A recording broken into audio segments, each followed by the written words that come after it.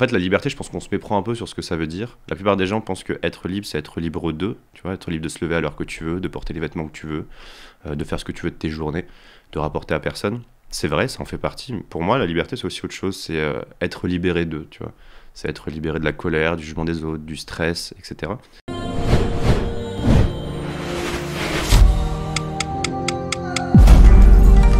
Ma motivation la plus forte dans ma vie, c'est que les gens ils osent réaliser leurs rêves.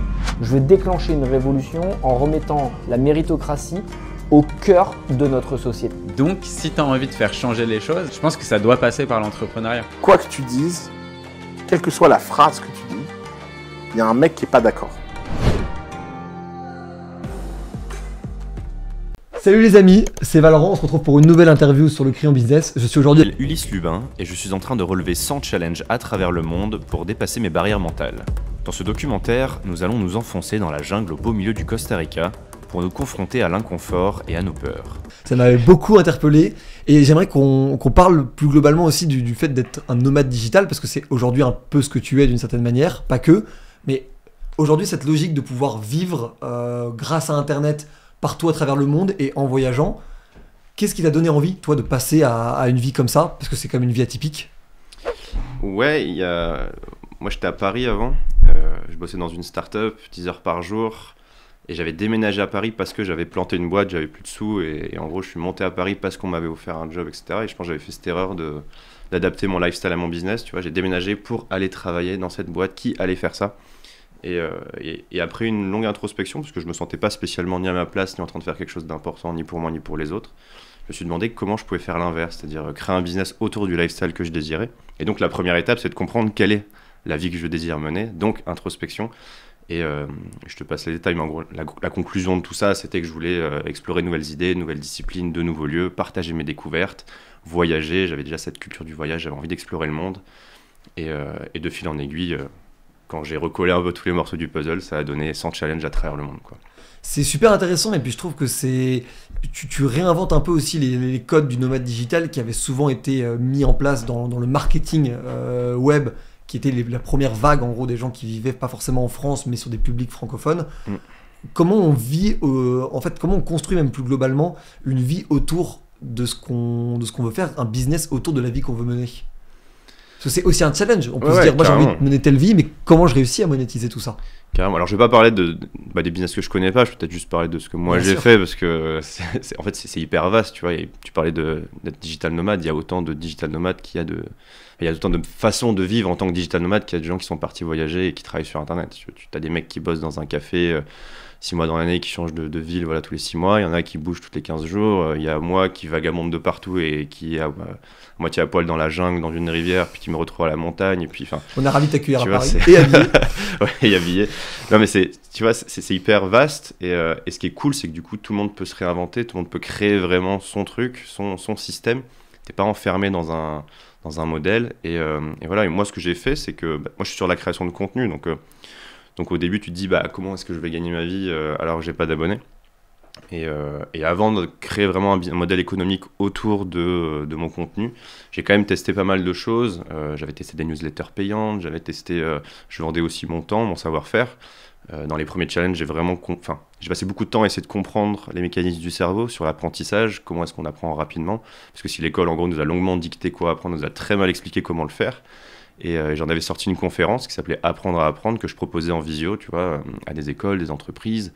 Après, j'avais fait un peu de coaching en développement personnel, etc. Et puis, plus ma communauté s'est développée, plus j'ai réussi à monétiser mes contenus à travers du sponsoring, du partenariat, la publicité YouTube. Et plus après, j'ai développé des produits. On pourra peut-être en parler plus tard, mais... Et plus j'ai cherché à décorréler mes revenus de mon temps. Mais ça veut dire qu'en fait, tu peux te lancer, même en tant que créateur de contenu, même si tu n'as pas des abonnés, tu peux, en étant un peu malin, tu vois, trouver des manières de financer la vie que tu as envie de vivre, quoi. Je comprends très bien, mais du coup, ça veut dire que tu vis comme un solopreneur ou un solo founder en fonction des expressions. Fondamentalement, est-ce qu'il n'y a pas aussi quelque chose de difficile à vivre sur le côté toutes les responsabilités de ton projet dépendent uniquement de toi? Oui et non, dans le sens où d'un autre côté, tu t'enlèves un paquet de charges mentales et de stress. moi j'ai essayé, tu vois, de monter une entreprise, enfin, d'avoir une équipe, j'avais levé des fonds, j'avais une start-up, etc.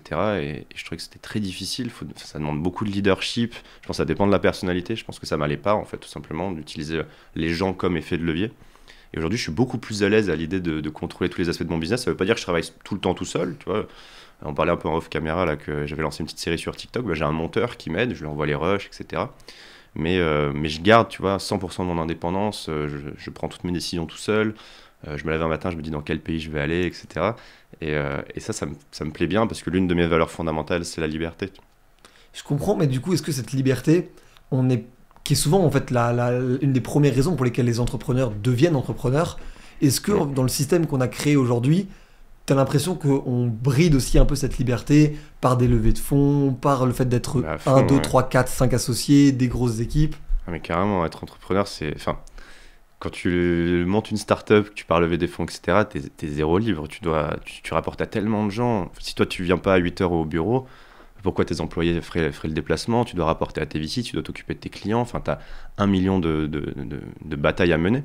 Et en fait, la liberté, je pense qu'on se méprend un peu sur ce que ça veut dire. La plupart des gens pensent que être libre, c'est être libre d'eux. Tu vois, être libre de se lever à l'heure que tu veux, de porter les vêtements que tu veux, de faire ce que tu veux de tes journées, de rapporter à personne. C'est vrai, ça en fait partie. Mais pour moi, la liberté, c'est aussi autre chose. C'est être libéré d'eux, tu vois. C'est être libéré de la colère, du jugement des autres, du stress, etc. C'est un travail qui est plus interne. Et moi, c'est une vraie quête que je suis en train de mener pour être fondamentalement libre. Mais ça veut dire que j'ai pris plein d'autres décisions pour virer un maximum de charge mentale dans ma vie, dont celle comme tu disais, de faire un peu un solo business. Tu vois, un peu sur le modèle de Company of One de Paul Jarvis. Et ça, c'est un peu toute une philosophie de vie qui va au-delà du business. Tu vois, je suis hyper minimaliste, je possède très très peu d'objets, moins de 100 objets, j'ai tout sur mon sac. Enfin, dans mon sac, je suis un peu comme une tortue qui vagabonde dans le monde, tu vois, avec mes trucs et mon business sous la carapace, quoi. Oui, je comprends très bien, mais du coup, cette définition de la liberté que tu remets un peu au goût du jour, est-ce que tu penses que c'est aussi à la portée de tous? Parce que t'as évidemment, et n'importe qui regardera ton contenu, d'ailleurs, allez le faire, n'importe qui regardera ton contenu voit que t'as un talent indéniable et pour le storytelling et pour la création de contenu. Est-ce que tu penses que n'importe qui peut arriver à ce stade-là, au-delà de la création de contenu, mais à vivre indépendamment comme ça? Ouais, s'il le désire déjà. Je pense que typiquement, mon lifestyle, il n'est pas adapté pour plein de gens. Il y a beaucoup de gens qui le fantasment, mais s'ils partaient en voyage et vivre un peu un mois la vie que moi je mène, je suis pas sûr qu'il y ait beaucoup de gens qui seraient épanouis. Moi, je le suis à fond, mais ça veut pas dire que ça correspond à tout le monde. Bon, il y a plusieurs challenges que tu fais que je suis pas sûr que je pourrais faire. Voilà, notamment ça. Et il y a cet aspect aussi, est-ce que... Enfin, comment t'en arrives là? Tu dis, moi, je suis bon pour le storytelling. Je sais pas si je le suis bon, mais en tout cas, quand je regarde ma première vidéo... elle était pourrie, quoi. Elle était nulle, il n'y a rien qui va, le son va pas, je regarde pas la caméra, j'ai une sorte de script nul, enfin, il n'y a rien qui va. Mais l'essentiel, c'est que je l'ai publié. Et alors, je connais pas trop les autres business, mais sur la création de contenu, en tout cas, c'est sûr que si tu te lances, ta première vidéo YouTube, elle va être nulle, quoi. Et ton premier post LinkedIn, il va toucher personne, à moins d'avoir beaucoup de chance. Mais si tu publies pas ton premier post, tu publies pas ta première vidéo, si tu fais pas ton premier TikTok, tu pourras pas faire ton 10e, ton 100e, et tu pourras pas comprendre ce qui a bien marché, ce qui a pas marché, progresser. Et moi, j'ai une philosophie toute simple par rapport à ça. Puis, typiquement sur YouTube, c'est juste chaque vidéo, il faut qu'elle soit meilleure que la précédente. C'est juste ça. Je suis pas dans les hacks ou les trucs pour essayer d'avoir de la croissance rapide ou quoi. Et en fait, petit à petit, quand tu lâches pas et quand tu es prêt à mettre de l'investissement sur du long terme, parce que ça va pas décoller en 2-3 mois, à moins d'avoir, encore une fois, beaucoup de chance ou avoir beaucoup d'expérience parce que tu as fait des choses précédemment. Et ben après, sur le long terme, si t'as pas peur de t'investir, et ben là, ça fonctionne. Et ça, je pense que c'est un modèle qui est prédictible pour beaucoup de gens. Mais beaucoup de gens perdent la motivation parce que quand tu as fait 50 vidéos et que tu as bossé 10 heures, 100 heures sur ta vidéo et qu'elle est que vue par tes parents et tes potes, c'est super dur de rester motivé. Donc il faut avoir selon moi, une vraie motivation interne et pour te motiver à continuer, à pas lâcher et aller au-delà. Et moi, tu vois, je fais pas ça pour avoir des millions d'abonnés, je fais pas ça pour avoir des millions d'euros sur mon compte en banque. C'est une quête interne qui est de relever 100 challenges à travers le monde. Ma seule métrique, c'est où est-ce que j'en suis, tu vois. Quand les gens me disent alors, t'as réussi, t'en es où? J'en suis à 40 challenges, tu vois. Il me manque 60, voilà. On en parle quand j'ai fini. Je comprends très bien. Et du coup, tu vas vouloir aussi peut-être en raconter une histoire, potentiellement dans un film, dans un livre ou dans ce genre de choses. Est-ce que finalement, c'est pas aussi, de manière totalement atypique par rapport à d'autres, mais une manière de faire tes preuves pour après, derrière aussi aller sur de nouveaux challenges, après les 100, aller sur de nouveaux challenges qui là pour le coup seront peut-être backés par d'autres personnes, d'autres sponsors, d'autres entreprises, parce que justement tu auras fait tes preuves, parce qu'il y a presque un peu de ça aussi dans ce que tu dis. Oui, un petit peu. En fait, je pense que je fais surtout mes preuves vis-à-vis de moi. Tu vois, là, c'est une vraie quête perso pour apprendre à me connaître, savoir qui je suis, dépasser mes barrières mentales. Niveau business, c'est cool parce que au début, j'ai fait, je sais pas, 35 vidéos sans un seul sponsor, quoi. Et maintenant, ça y est, quasiment toutes mes vidéos sont sponsorisées. Et c'est devenu l'un des piliers centrales de mon modèle économique, même s'il n'y a pas que ça. Et oui, après, qui je serai, tu vois, à la fin des 100 challenges. Je sais que j'ai envie d'écrire le livre, j'ai envie de faire le film, parce que j'aurai plein d'images aussi. C'est pour ça que je documente méticuleusement, tu vois, que ce soit sur YouTube ou dans ma newsletter. Donc j'aurai beaucoup de matière. Et ça, je le partagerai. Après, qu'est-ce que je ferai après ? Je sais pas, tu vois, j'ai tellement déjà changé en 1 an et demi.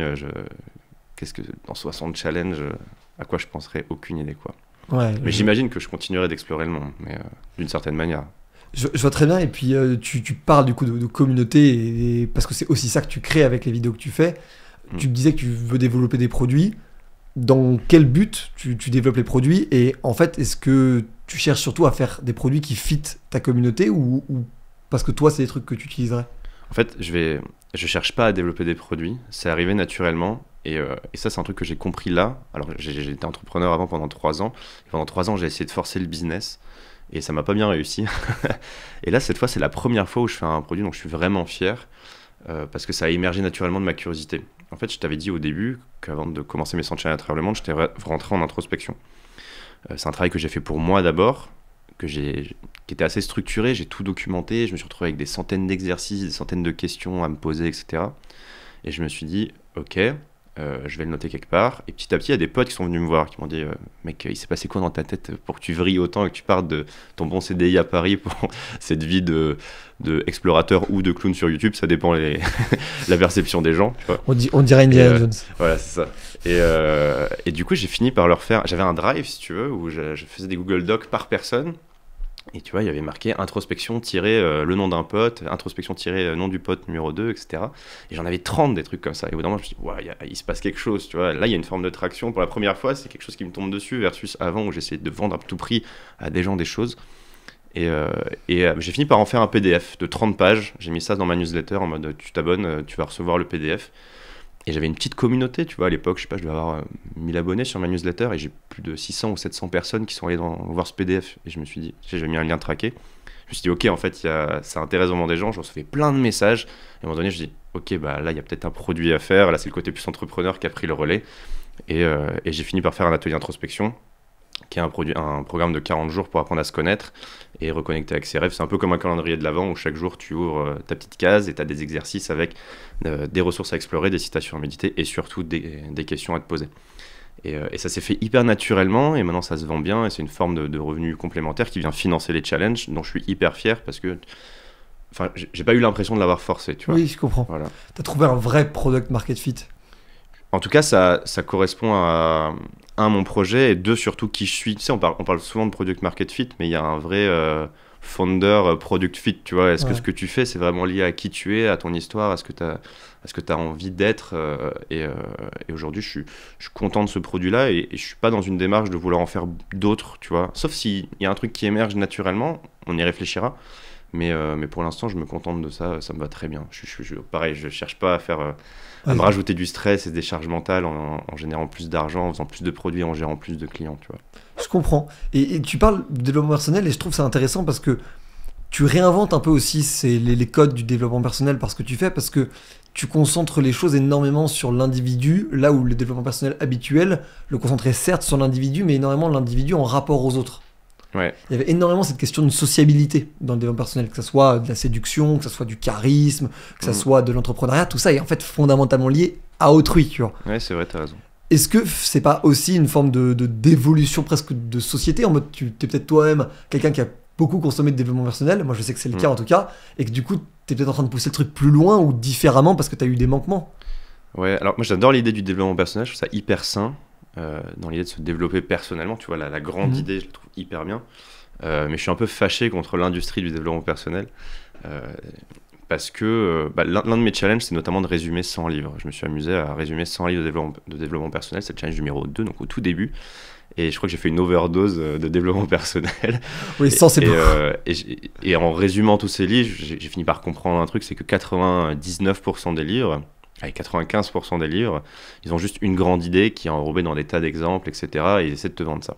Et ça, c'est une méthode pour être heureux qui a fonctionné pour son auteur. Ça ne veut pas nécessairement dire qu'elle fonctionnera pour toi.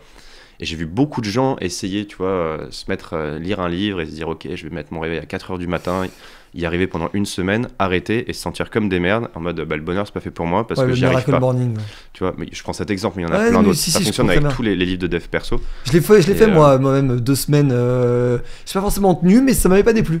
Pour être franc. Ouais, mais c'est une bonne expérience, mais après tu peux t'en inspirer, etc. Je dis pas que tous les livres de développement personnel sont ajoutés à la poubelle. Moi, j'ai pas tenu plus de 2 semaines. Mais c'est vraiment l'idée de... En fait, moi, la manière dont j'ai compris ça, c'est qu'il faut s'en inspirer, mais faut pas chercher absolument à appliquer les méthodes des autres. En fait, tu vas prendre une méthode à l'extérieur, tu vas essayer de l'appliquer à l'intérieur pour générer un changement. Si tu as de la chance, elle fonctionnera, mais la plupart du temps, elle est pas forcément adaptée. J'adore cette phrase de Bruce Lee qui dit... Enfin, c'est un peu le mantra du Jeet Kune Do, la philosophie qu'il a créée, en tout cas qu'il a développé avec ses différentes... influences, quoi, qui absorbe ce qui est utile, rejette ce qui ne l'est pas et ajoute ce qui t'est propre. Et c'est pour ça que je prône vachement l'introspection, parce que c'est plus une démarche qui part de l'intérieur, et ensuite tu vas essayer d'appliquer des choses à l'extérieur une fois que tu as un peu tes réponses. L'introspection qui n'est d'ailleurs pas que de la réflexion, hein, c'est un mélange d'action et de réflexion, quoi. Et donc, ouais, pour moi, ma vision du développement personnel, c'est plus vaste que juste l'industrie des livres, etc. Et il y a beaucoup de choses à explorer, et je pense qu'on n'a pas encore aussi exploré, parce qu'il y a trop de visibilité dans juste toutes ces méthodes qu'on essaie de te vendre, quoi. Je comprends. Qui t'aimerais voir dans une interview comme ça, Vision sur le crayon? Elliot Meunier, il faut que tu invites Elliot Meunier. L'entrepreneur de 17 ans? Ouais. Il doit venir. Elliot, si tu nous regardes. C'est vrai, c'est un de mes potes. Il a tellement une vision originale de la vie, du monde à un si jeune âge que ça doit être hyper intéressant pour lui de discuter. Je suis en contact avec lui, on va le faire venir. Trop bien, génial. Et la dernière question, tu as peut-être déjà répondu, mais je te laisse en y donner une autre si jamais c'est pas le cas. Quelle citation, punchline, de toi d'ailleurs ou de quelqu'un d'autre, tu portes au quotidien ou presque au quotidien et qui t'inspire, qui inspirerait les autres? Ok, alors je t'aurais sorti celle de Bruce Lee, mais je vais essayer d'en trouver une autre. Il y en a une que j'aime bien, qui vient d'un manga, c'est Cowboy Bebop, parce qu'il y a beaucoup de gens qui me disent, mais pourquoi tu fais ça? Mais pourquoi tu vas te mettre dans la merde, à droite à gauche, te faire piquer par une fourmi-balle de fusil, ou aller survivre dans la jungle, ou aller te mettre dans l'eau gelée, dans la montagne? Et il y a une phrase à chaque fois qui résonne en moi, c'est « je vais pas là-bas pour mourir, j'y vais pour me rendre compte si je suis bien vivant ». Tu vois. Et ça, c'est une sorte de mantra que j'ai un peu au quotidien et qui me plaît beaucoup. Merci beaucoup Ulysse. Avec plaisir, merci pour l'invitation. Ça faisait super plaisir, c'était super intéressant. J'espère que ça vous a intéressé également. N'hésitez pas à poser vos questions en commentaire, à lâcher un like, à partager la vidéo à ceux qui ont besoin d'un petit peu plus de liberté. On se retrouve très bientôt pour une autre vidéo sur le crayon business. Abonnez-vous. Ciao. Salut! Let's begin.